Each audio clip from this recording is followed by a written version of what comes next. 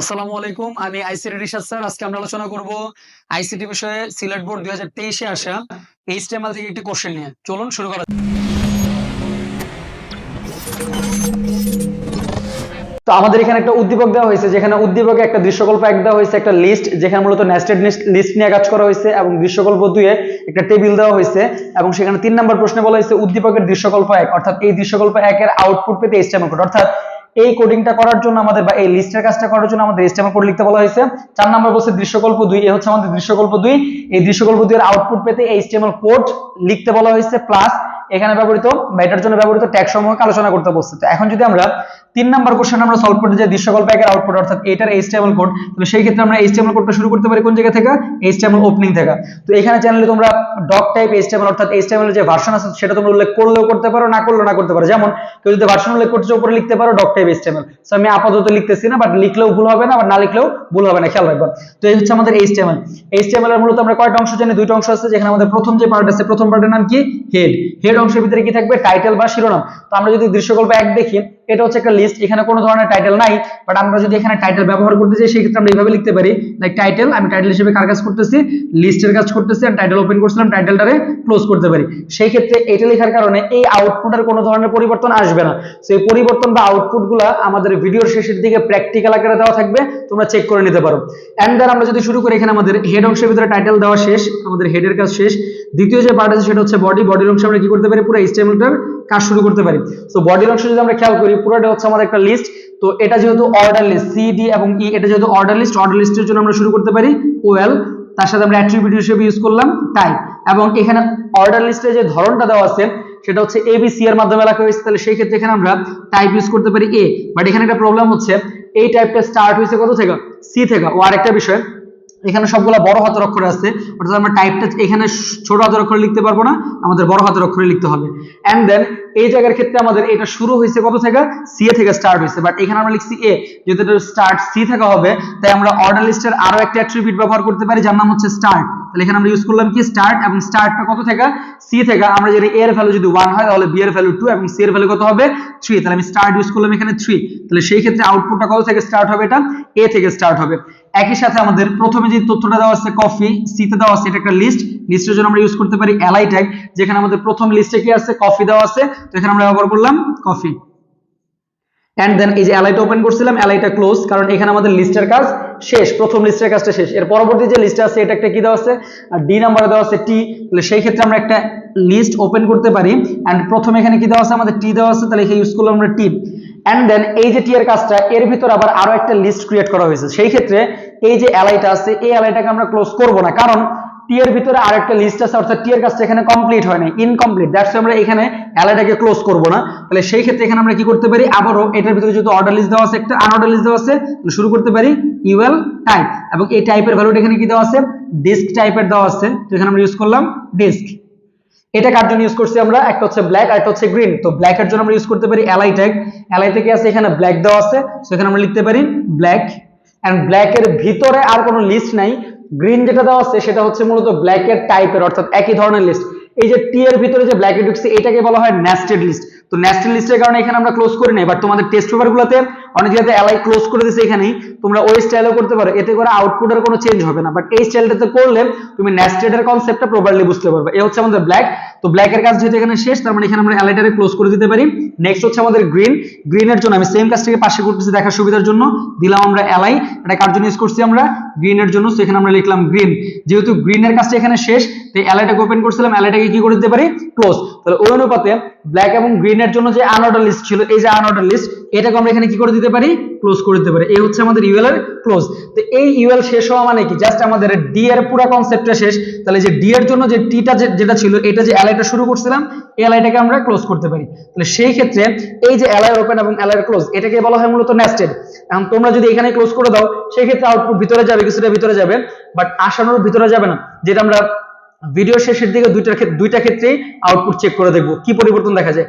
And then আমাদের আছে মিল্কের একটা কনসেপ্ট দেওয়া আছে, এটা একটা লিস্ট ছিল, এই যে ইউজ করলাম আমরা এলআই, এবং এলআই থেকে আছে মিল্ক, তো ইউজ করলাম আমরা milk. And then LI open করছি, এলআইটাকে কি করে দিতে পারি আমরা ক্লোজ। তাহলে সেই ক্ষেত্রে আমার সম্পূর্ণ লিস্টটা কমপ্লিট হয়ে গেছে, অর্থাৎ অর্ডার লিস্টটা কমপ্লিট। তার মানে এই যে আমরা ওএল শুরু করছিলাম সেই ক্ষেত্রে আমরা ওএলটা কি করতে পারি ক্লোজ করতে পারি। তাহলে ওএলটা ক্লোজ হয়ে যায় মানে কি আমার দৃশ্যকল্প একের সম্পূর্ণ কাজ শেষ। সেই ক্ষেত্রে এই যে আমরা বডি স্টার্ট করছিলাম আমরা কি করে দিতে পারি বডিটাকে ক্লোজ করে দিতে পারি এবং এইচটিএমএল এর কাজ শেষ, এইচটিএমএলটাকে ক্লোজ করে দিতে পারি। এই হচ্ছে মূলত আমাদের কোডিং এর পার্ট, অর্থাৎ দৃশ্যকল্প যে একটা দেওয়া আছে তার HTML কোড যেটা ছিল একটা নেস্টেড লিস্ট, এই হচ্ছে তোমাদের নেস্টেড লিস্ট, যেখানে আমার এখানে কিছুটা পরিবর্তন করে কাজ করছে। তোমাদের টেস্ট পেপার গুলোতে এই স্টাইলে না দিয়ে তারা একটা স্টাইল ফলো করছে, লাইক এইভাবে দিছে। আমি যদি টি থেকে ফলো করতে চাই তারা এইভাবে দিছে এলআই এন্ড দেন দিছে টি এন্ড দেন তারা এলআই ক্লোজ করছে এবং তারা লেখার সময় ট্যাব ব্যবহার করে এখানে আমরা শুরু করছি ইউএল, টাইপ দিছে তারা ডিস্ক। যদি আমরা ডিস্ক জানি বাই ডিফল্ট, না দিলেও ডিস্ক ইউজ করব বা ডিস্ক লেখাটা শো করবে। এন্ড দেন এখানে যেহেতু আমাদের আনঅর্ডার লিস্টে প্রথমে দেওয়া আছে ব্ল্যাক, তারা ইউজ করছে LI black and then LI close and then আবারও এলআই ইউজ করছে, এখানে দিচ্ছে তারা গ্রিন এন্ড দেন এলআইটারে কি করছে ক্লোজ এন্ড ইউএল ওপেন করছে, ইউএল ক্লোজ। তারা এই স্টাইলটা ফলো করছে। তো সেই ক্ষেত্রে এখানে ট্যাবের কারণে যে আউটপুটে চেঞ্জ, হ্যাঁ কিছুটা ভিতরে যাবে লেখাটা, বাট আশানুরূপ এক্সাক্ট এই ফলাফলটা পেতে পারে। নেস্টেডের কনসেপ্টে হচ্ছে এটা, তোমরা এই কনসেপ্টে করতে পারো বেস্ট, অথবা তোমরা চাইলে এইভাবেও এইচএসসি পরীক্ষা লিখতে পারবা, চলবে। বাট তোমার রিয়েল লাইফের ক্ষেত্রে লিস্টের কনসেপ্টের ক্ষেত্রে তোমাদের এই টাইপটাই ব্যবহার করা বেশি সুবিধাজনক বলে মনে করি। এরপরে তোমাদের যে কনসেপ্টটা আছে 4 নাম্বার, এটা ছিল তোমাদের 3 নাম্বারের কোশ্চেন। আশা করি সবাই বুঝতে পারছো, কারো কোথাও প্রবলেম থাকলে ভিডিওটাকে একটু রিক্যাপ করে দেখে নিতে পারো। এবার যদি আমরা 4 নাম্বার কোশ্চেনটাকে সলভ করতে যাই, 4 নাম্বার কোশ্চেনে বলা হয়েছে দৃশ্যকল্প 2 এর আউটপুট পেতে, দৃশ্যকল্প 2 এর আউটপুট পেতে এইচটিএমএল কোড লিখতে বলা হয়েছে। যেই কোডটার আবার যে সকল ট্যাগগুলো আছে এই ট্যাগগুলোকে এক্সপ্লেইন করতে বলছে। তাহলে আমরা যদি দৃশ্যকল্প 2 এর জন্য টেবিলটা শুরু করি ঘ নাম্বার, তাহলে সিম্পল একটা এইচটিএমএল শুরু হবে কোথা থেকে, এইচটিএমএল ওপেনিং থেকে। প্রথম পার্টে কি আছে হেড, হেডের ভিতরে কি আছে টাইটেল, এখানে কোনো টাইটেল নাই।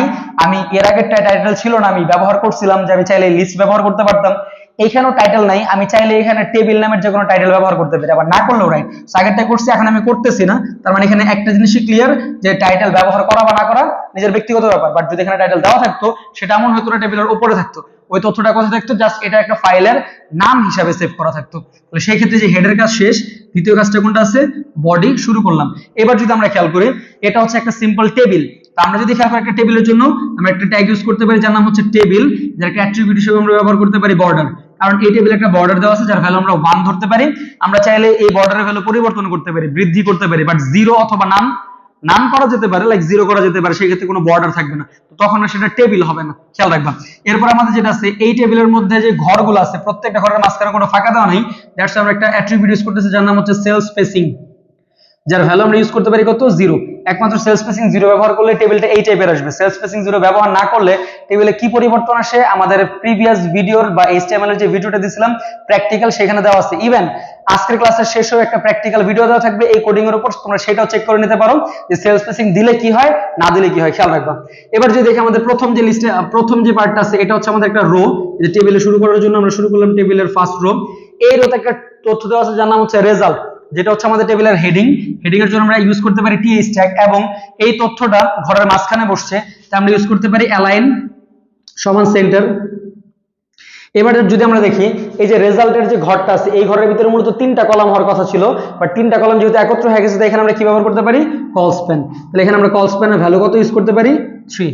তো এত কিছু কার জন্য ছিল রেজাল্ট, এই হচ্ছে আমাদের concept. And then TS open করছিলাম, টিএস এর আমরা কি করে দিতে পারি ক্লোজড। এরপর আমাদের যে কনসেপ্ট আছে এই হচ্ছে আমাদের রেজাল্টের কনসেপ্ট।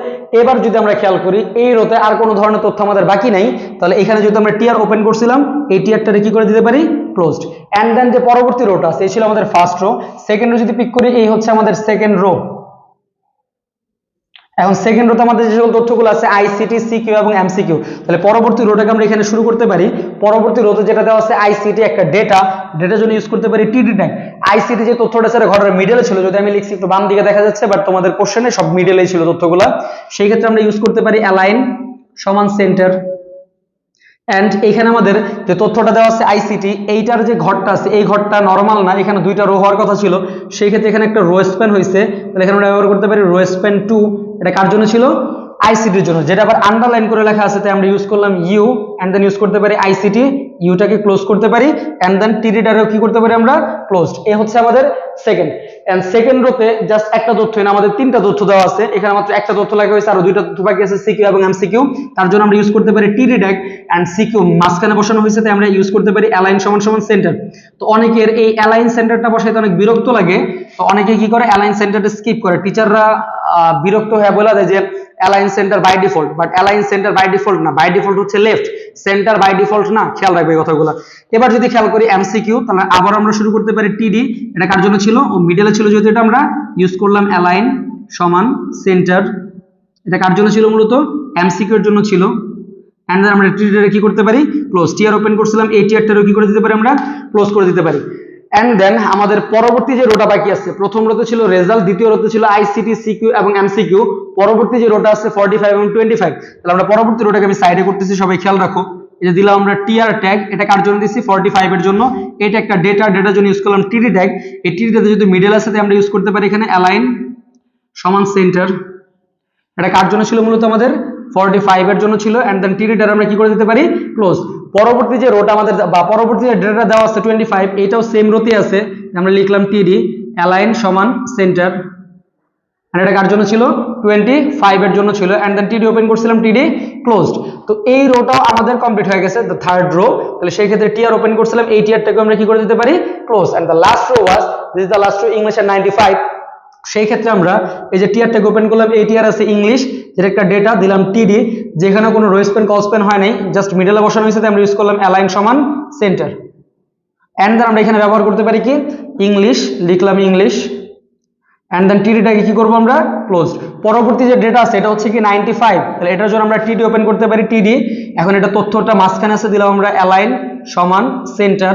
বাট এখানে একটা প্রবলেম হচ্ছে, এই যে 95, এই ঘরটার ভিতরে মূলত দুইটা কলাম হওয়ার কথা ছিল, যে দুইটা কলাম মিক্সড হয়ে তারা একটা কলাম বানিয়েছে, তাহলে সেই ক্ষেত্রে আমরা এখানে কি ব্যবহার করতে পারি, লাইক কল স্প্যান।